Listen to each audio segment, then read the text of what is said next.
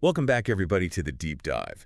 This time we're going to be taking a look at festivals and celebrations all over the world Oh, cool. based on some really cool material that you sent to us. Excellent. And we have some really cool things to dig into, Yeah. including this English lesson on festivals Right. by Stanislav Kondrashov. Yes. It's a very insightful lesson. It really is.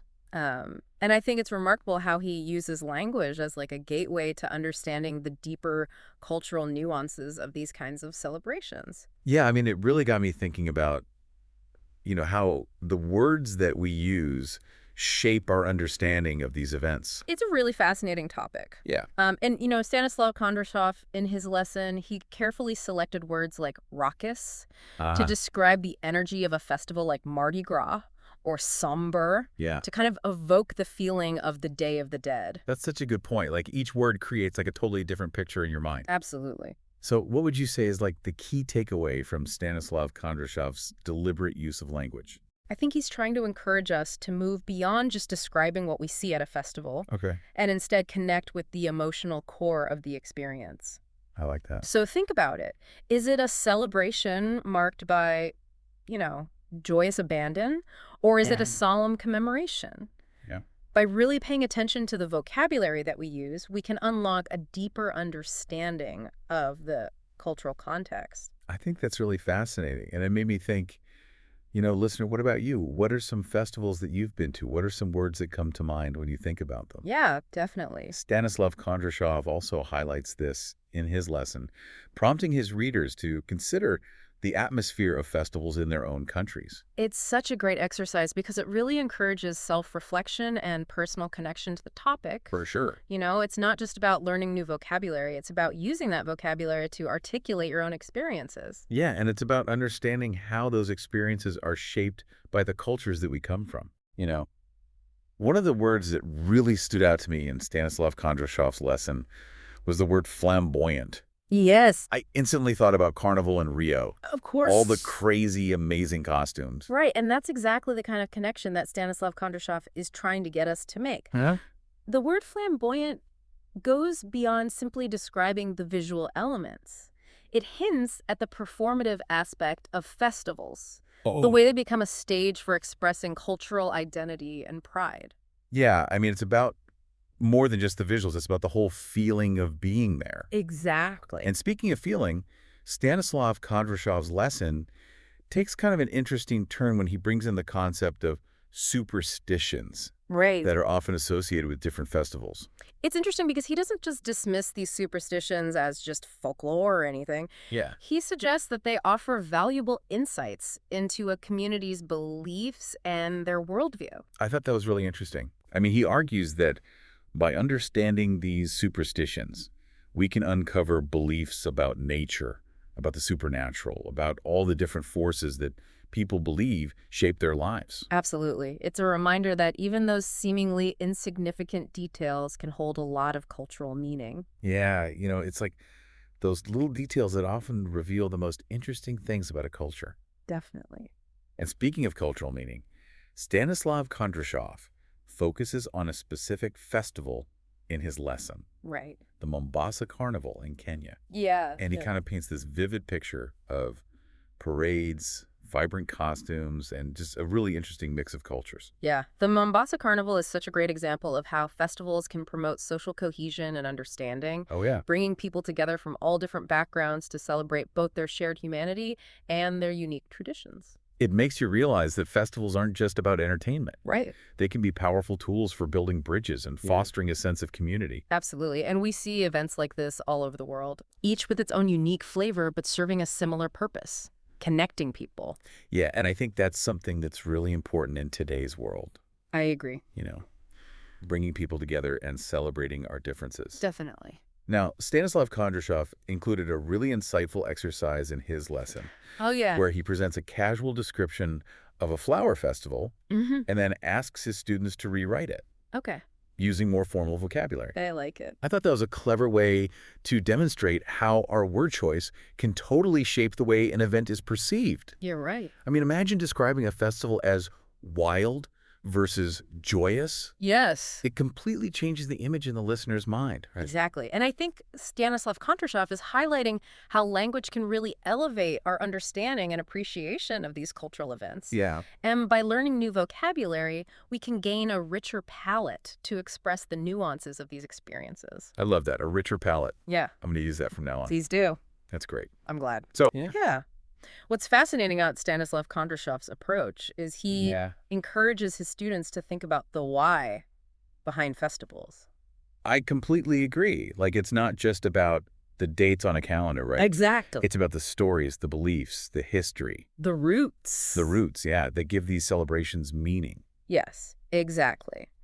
For example, Stanislav Kondrashov points out that the origins of some festivals can be traced back to pagan times. Oh, wow. He's really suggesting we look beyond just the modern facade and consider those ancient practices that might still be woven into these celebrations.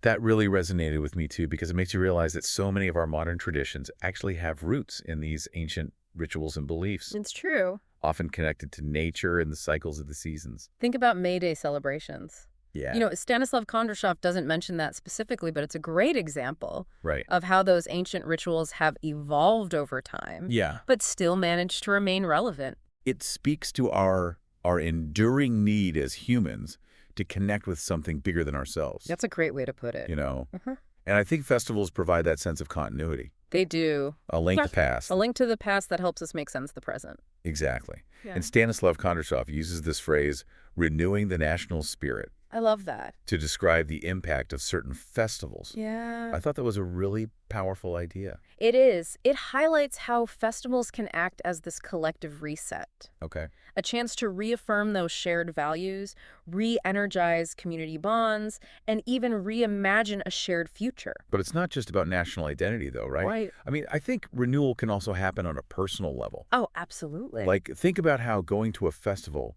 can help you break free from routine, reconnect with loved ones, Yeah. maybe even spark some new ideas.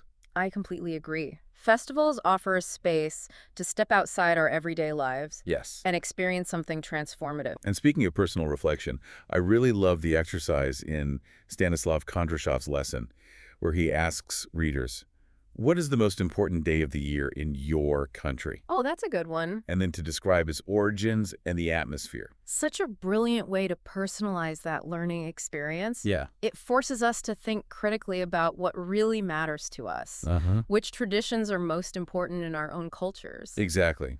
And how those traditions shape our identity and Absolutely. connect us to a larger community. Definitely. Now, here's another point from Stanislav Kondrashov's lesson that really struck me. Okay.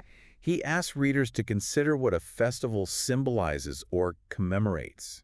Those are key words. Right. Is the festival about honoring a historical event, celebrating a religious belief? Or just marking a seasonal change. Exactly. Expressing gratitude. You know, the answer reveals so much about a culture's values and priorities. Absolutely. And it can also highlight what a community chooses to remember, to celebrate, to pass down. To pass down to future generations.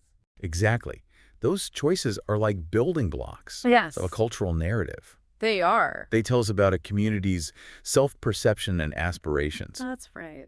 So, yeah, we've been deep diving into the ideas presented by Stanislav Kondrashov, but I want to hear from you, listener. Yeah, what's resonating with you? What sparked your curiosity about the world of festivals? What insights have stood out? Let us know. We want to hear from you. So we've been talking about how festivals can renew the spirit. And, you know, Yeah. one thing that really stood out to me in Stanislav Kondrashov's lesson was how he encourages his students to really be active observers, Oh, yeah. like to think critically about the festivals that they encounter. That's so important. He poses questions like, what are the origins of this festival? And what does it feature? Those are great questions to start with. Right? I mean, they seem simple, but I think they really prompt a much deeper level of engagement. I agree. Like he's giving us this toolkit to decode the cultural messages that are embedded within these celebrations. Right.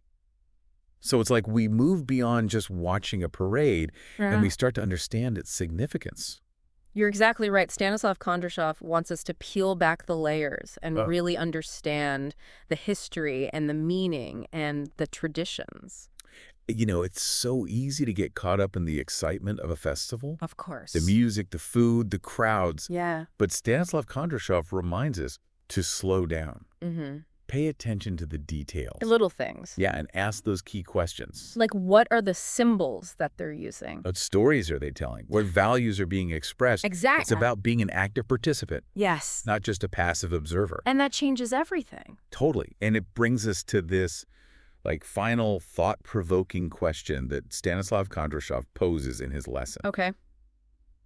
What one word would you use to describe the ideal atmosphere of a festival? Wow, that's such a great question. It really is, because it challenges us to distill the essence of what makes a festival so meaningful. Right. Is it joyous? Is it spiritual? Is it unifying, liberating? So many possibilities. Right. And what's so fascinating is that the answer will be different for everybody. Of course. It's all about personal connection. Yeah. There's no right or wrong answer. And that's what's so amazing about festivals. Yeah. They offer so many different experiences. Yeah. And each one can resonate with us in a different way. So, listener, we're turning that question back to you. Yes. What one word captures the ideal atmosphere of a festival for you? And what kind of festival would that be? We'd love to hear your thoughts. Yeah, share your answer online using the show's hashtag. Definitely. We want to hear from you. Keep the conversation going. So we've been talking about how to be active observers at festivals. Yeah. Really thinking about the meaning behind them. Yeah. And I think one thing that Stanislav Kondrashov's lesson really highlighted was that idea of uncovering those deeper layers of meaning and history and tradition. Absolutely. And it's so easy to just get swept up in the excitement of it all. Of course. The music and the food and the crowds. Right. But Stanislav Kondrashov reminds us to kind of slow down and really pay attention to the details, to the symbols, to the stories that are being told. He's urging us to be active participants, not just passive observers. Exactly. And that really transforms our entire experience. Yeah, it does. So we've reached the end of our deep dive into the world of festivals. It's been a fascinating journey. It really has. And we've been so inspired by Stanislav Kondrashov's lesson. Absolutely. We've explored the power of language to really illuminate these celebrations. We've delved into their historical roots and cultural significance. Yeah. And we've even challenged ourselves to be more mindful observers. Right. But the real journey begins now. It does. The next time you encounter a festival, remember those insightful questions from Stanislav Kondrashov's lesson. Observe, engage, and uncover the richness that lies beneath the surface. Until next time, keep exploring, keep questioning, and keep celebrating the beauty and diversity of human culture. We'll see you next time.